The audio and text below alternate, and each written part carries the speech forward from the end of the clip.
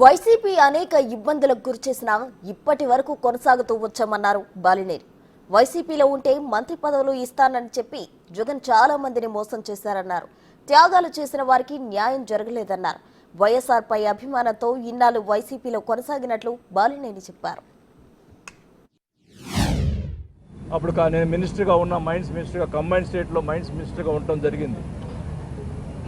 అప్పుడు అధిష్టానం, అప్పుడు కాంగ్రెస్ పార్టీ అధిష్టానం, మీరు జగన్మోహన్ రెడ్డి గారితో పోతే మీ మంత్రి తీసేస్తామంటే ఆ రోజు మా కుటుంబంలో ఎవ్వరు కూడా ఒక్క నిమిషం కూడా ఆలోచించకుండా మంత్రి పోయినా పర్వాలేదు మాకు అని చెప్పి మేము రాజశేఖర్ గారు మాకు ఇచ్చినటువంటి, ఆయన నాకు చూపించినటువంటి రాజకీయ భిక్ష పెట్టినటువంటి రాజశేఖర రెడ్డి గారికి కుటుంబానికి అండగా ఉండాలనే ఉద్దేశంతో నేను మంత్రి పదవి వదులుకోవడం జరిగింది. అలాగే నాతో పాటు ఇంకొక మంత్రి బోస్ గారు కానీ, కొండా సురేఖ గారు కూడా మంత్రి పదవులు వదులుకోవడం జరిగింది ఆ రోజు. అలాగే ఇంకా 15 మంది ఎమ్మెల్యేలు ఆ రోజు వాళ్ళు కూడా రాజీనామా చేసి మళ్ళా బై ఎలక్షన్ పోవటం జరిగింది. విశ్వసనీయత అని మాట్లాడుతూ ఉంటారు. ఆ రోజు ఎవరైతే 17 మంది ఎమ్మెల్యేలు, మంత్రులు కానీ ఎమ్మెల్యేలు కానీ మేము ఆయన కోసం రాజకీయంగా ఆయన ఎదగాలనే ఉద్దేశంతో ఆయన కోసం మేము రాజీనామా చేసి మళ్ళీ బై ఎలక్షన్ పోయి అదే సీట్లో ప్రతిపక్షంలోనే కూర్చునే పరిస్థితిలో ఉన్న తెలిసి కూడా మేము రాజీనామా చేసి బై ఎలక్షన్ పోయి మా డబ్బులు ఖర్చు పెట్టుకొని మేము ఎమ్మెల్యేలు అయ్యి మళ్ళా చేస్తే ఆ రోజు జగన్ గారు అన్న మాటలు ఏమిటంటే 17 మందిని కూర్చోబెట్టుకొని మీరు జీవితాంతం మా గుండెల్లో ఉంటారు, ఎప్పుడు కూడా నేను ముఖ్యమంత్రి అయితే ఈ 17 మంది మంత్రులుగా ఉంటారు, మిగతా వాళ్ళు తర్వాత అని చెప్పి మాట్లాడిన వ్యక్తి జగన్మోహన్ రెడ్డి గారు.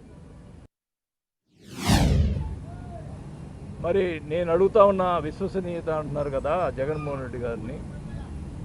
మంత్రివర్గంలో ఎవరైతే త్యాగం చేసినటువంటి, నేనేదో త్యాగం చేశానని చెప్పుకోవట్లే, మిగతా 15 మంది కూడా ఉన్నారు పాపం.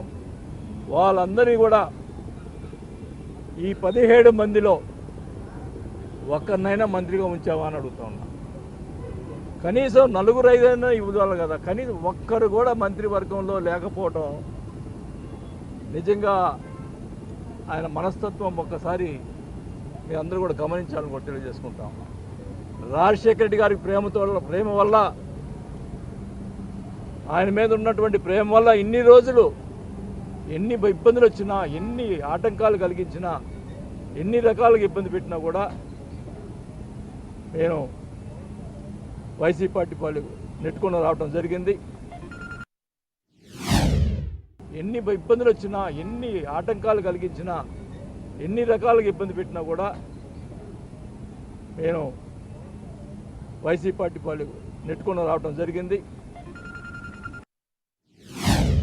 2-3 సార్లు బహిరంగ సభలో వైఎస్ఆర్ పార్టీలో కూడా మంచి వాళ్ళు ఉన్నారు, బాలినేని శ్రీనివాస్ లాంటి వాళ్ళు అని చెప్పి 2 సార్లు ఆయన నా గురించి, నాకు ఆయనతో మాట్లాడకపోయినా కూడా నా గురించి ఆయన మాట్లాడిన తర్వాత ఆయన మీద నాకు ఎంతో నమ్మకం, ప్రేమ కలిగింది. ఎప్పుడు జగన్మోహన్ రెడ్డి గారు పబ్లిక్ మీటింగ్లో నా గురించి మాట్లాడలేదే, మరి పవన్ కళ్యాణ్ గారు అపోజిషన్లో ఉండి కూడా మాట్లాడారు అని చెప్పి ఎప్పుడు అనుకుంటుండేది. మరి దురదృష్టం, మొన్న ఎలక్షన్స్ ముందులో పోయి రావటం, కొంత గ్యాప్ రావటం, అది కమ్యూనికేషన్ గ్యాప్ వల్ల నేను రాలేకపోయా.